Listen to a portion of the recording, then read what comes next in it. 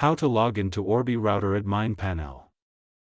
Connect to the Orbi network. Ensure your device is connected to the Orbi Wi-Fi or via an Ethernet cable. Power on the router. Verify that your Orbi router and satellite are turned on and showing stable lights.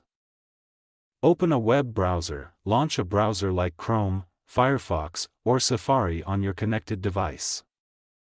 Enter the router address. Type http://orbilogen.net or http://192.168.1.1 in the address bar and press enter.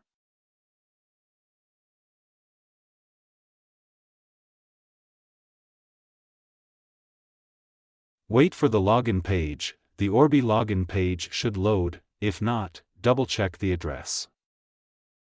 Input admin credentials. Enter the default username, admin, and password, found on the router label, or your custom login details. Click the Sign In button after entering credentials. Click the Login button to proceed.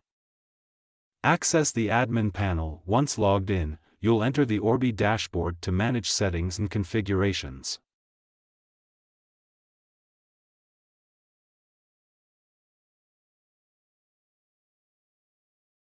Thanks for watching.